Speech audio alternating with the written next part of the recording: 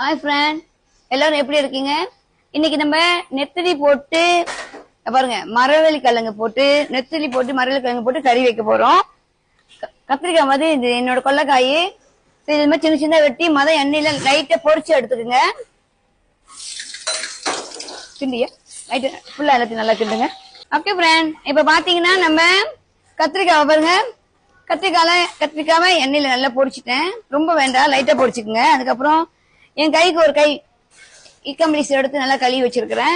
இது எண்ணெயில போட்டு நல்லா கொஞ்ச நேரம் லைட்டா பொரிச்சுக்குங்க. கொஞ்சம் வாசனை வந்தா போதும். அதுக்கப்புறம் பாத்தீங்கன்னா வெந்தயம் வந்து ஒரு ஸ்பூனு, நம்ம சாப்பிட்ற ஸ்பூன்ல ஒரு ஸ்பூன் எடுத்திருக்கேன். அதுக்கப்புறம் கடுகு தாளிப்பு ஒரு ஸ்பூனு. அதுக்கப்புறம் சின்ன வெங்காயம் ஒரு 10 வெங்காயம் போடுறேன் வெட்டி. ஓகே ஃப்ரெண்ட், சின்ன வெங்காயம் ஒரு 10 வெங்காயம் போட்டுட்டு இருக்கேன்.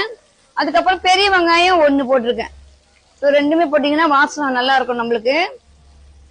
பாருங்க, வெங்காயம் நல்லா வதங்கிருச்சு. நான் ஒரு இஞ்சி எடுத்து இந்த மாதிரி நறுக்கியிருக்கேன், ஒரு 5 பீஸா நறுக்கியிருக்கேன்.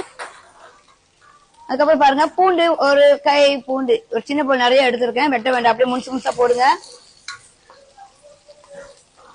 கிண்டியா அடுத்து நான் அப்படி 2ஆ வெட்டிருக்கேன். பச்சை மிளகாய் 5 எடுத்து 2ஆ வெட்டிக்குங்க.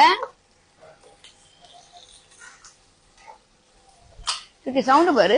ஓகே ஃப்ரெண்ட், அதுக்கப்புறம் பாத்தீங்கன்னா பாருங்க, 5 தக்காளி எடுத்து இந்த மாதிரி சின்னதா நறுக்கி இருக்கேன்.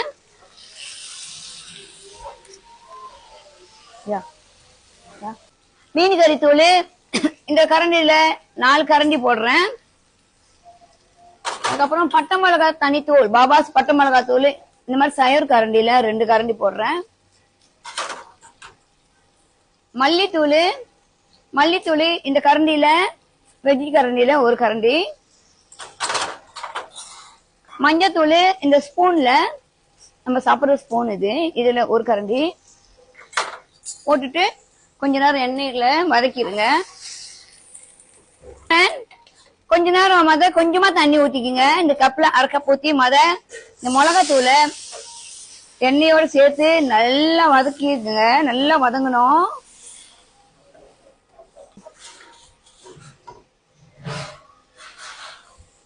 ஓகே ஃப்ரெண்ட், மிளகா சாந்து நல்லா வெந்துருச்சு. இப்ப நம்ம இந்த ஜெக்ல பாருங்க, 3/4 ஜெக் தண்ணி ஊத்திக்குங்க.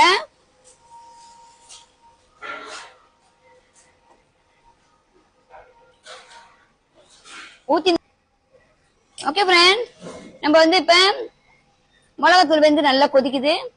உப்பு 1 கரண்டி போட்டுக்குவோம்.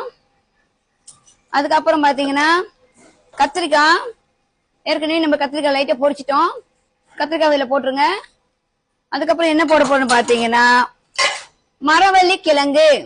இங்க பாருங்க, மரவள்ளி கிழங்கு நான் 1 கிழங்கு எடுத்து அவிச்சிட்டு இந்த மாதிரி வெட்டி வச்சிருக்கிறேன். இது பாதி வந்திருக்கு. இப்ப நம்ம இந்த கறியில போடுறோம். இது ரொம்ப ருசியா இருக்கும், ட்ரை பண்ணி பாருங்க. மரவள்ளி கிழங்கு, கறி நல்லா கொச்சிருச்சு, கத்திரிக்காய் நல்லா வெந்துருச்சு, கிழங்கும் நல்லா வெந்துருச்சு. இதுல 1 கரண்டி புளியை எடுத்து திக்கா கரைச்சி ஊத்துறேன். அதுக்கப்புறம் பாத்தீங்கன்னா தேங்காய் பால் நான் 1/2 கிலோவுக்கு பாதி தான் எடுத்துக்க, ரொம்ப ஊத்தாதீங்க. 1/2 கிலோவுக்கு பாதி. நல்லா கிண்டுங்க. தேங்காய் பால் ரொம்ப நேரம் கொதிக்க விட வேண்டாம். கறி நல்லா கொதிச்சிருச்சு. நம்ம கருப்புல போட போறோம் கடைசியா வாசனைக்கு. அதுக்கப்புறம் பாத்தீங்கன்னா மல்லி இலை, மல்லித்தாள் கொஞ்சம் போட்டுக்குங்க. கறி ரொம்ப ருசியா இருக்கும், வாசனையாவும் இருக்கும். ஓகே ஃப்ரெண்ட், இக்காமலிஸ் போட்டு மரவள்ளி கிழங்கு கறி ரெடி. இது அந்த காலத்து கறி, எங்க அம்மா எனக்கு வச்சு கத்து கொடுத்தது. நீங்க வீட்டுல ட்ரை பண்ணி பாருங்க, ரொம்ப நல்லா இருக்கும். நன்றி. ரெஸ்டாரண்ட் ராஜேஷ் இப்போ